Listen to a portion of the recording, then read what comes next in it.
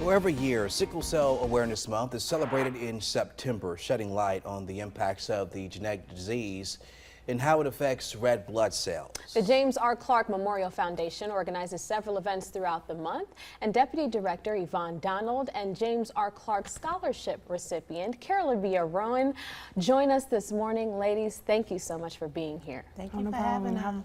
So first, Yvonne, let's start with you. Just tell us a little bit about the James R. Clark Memorial Foundation.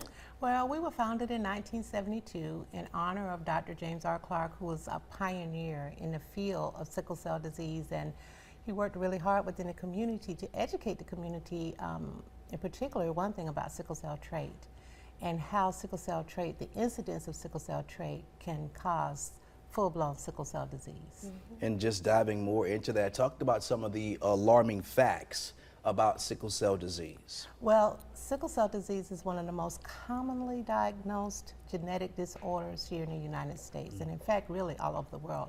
It can affect up to 5 million, and many may not be aware of the fact that about 1 to 3 million are actually carriers of sickle cell trait. And that's significant because when two individuals with the trait have a child, there's a 25% chance that that child will be born with full-blown sickle cell disease. And I'm not sure if you know anyone with sickle cell disease, but it's a disease that can cause excruciating pain. It can affect every cell, tissue, and organ in the body. Anywhere blood flows, those sickle cells can become trapped, cutting off the circulation of blood flow and oxygen. The hallmark of this disease is excruciating pain, and our patients live every day with just various dilemmas that they have to deal with in dealing with sickle cell disease. Absolutely, a very tough disease to go through. Yes. Carolyn, we'll turn to you. Tell us a little bit just about your story and how you became involved with the foundation. Yeah, for sure. So at birth, my parents knew that I had sickle cell, and so my mother did what she needed to do and got in contact with the James R. Clark Sickle Cell Memorial Foundation, and I've been a part of it ever since. As I got older, I went to college and I was a recipient of the scholarship, which came about because of the walk, and I was able to get funded a scholarship every year I was in college. And big old congratulations to you, right? Now you mentioned your mom helping you with all of this to create a special walk. You also mentioned that walk. Give us some more details about it. Yeah, so my mom is the founder of the Sickle Cell Walk. This is the 18th year. 18 years ago, she had this vision that she wanted to do, and I was young. I'm only 28 now, so I was young, but I was on board. And ever since then, the ball has been rolling, and it's been an amazing thing because other people have been able to get scholarships as well. Absolutely. Yvonne, just talk about how this impacts the community. Not only, this fundraiser with the walk, but just having that community of people coming together to understand how they can support those with this disease. Well, September is Sickle Cell Disease Awareness Month, and this walk is held each year in honor of those families and individuals that live each day with this disease.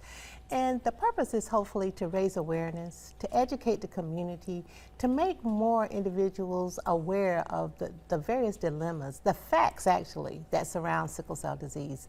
There's a lot of misinformation about sickle cell disease. It's often a misunderstood disease. Often the pain that's associated with sickle cell disease is misunderstood, and oftentimes our patients sometimes are labeled as drug seekers when they're actually just trying to alleviate the pain.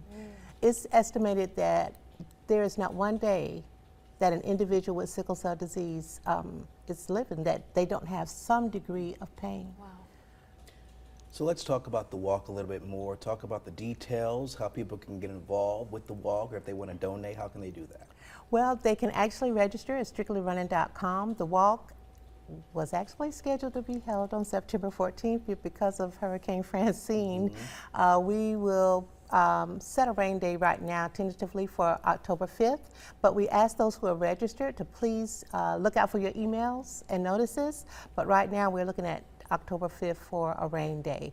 But the walk will be held at MLK Park, 2300 Green Street, and our walk ambassador is Miss Ovita Glover. She's the president of the NAACP Columbia branch, and we are very honored to have her to represent us as our walk ambassador. She's a longtime volunteer, supporter, donor, just very supportive of the cause in every way that she could possibly be, and we're honored to have her on board this year. Absolutely. It's going to be a wonderful event. As you heard, a tentative date rescheduled for October 5th for that walk. So again, check your emails to make sure if that walk is going to be rescheduled. We will let you know. We'll also have all this information on our website at wistv.com. Thank you, ladies, both so much. Best of luck with the walk. Can I this show my year. t-shirt? Yes. Yes. Got a beautiful t-shirt. Yes. Yeah. And our theme this year is Break the Silence. Speak up for sickle cell disease. I love that. I love that. Speak up for sickle cell Speak disease. up for sickle cell disease. Thank you so much, ladies. We And can I mention our appreciate it. registration is only $25? Only 25. Oh, okay, very good. Shout out this morning, y'all. Thank you so much. Thank you, guys. All right, stick with us. We got more Sunrise coming up after this.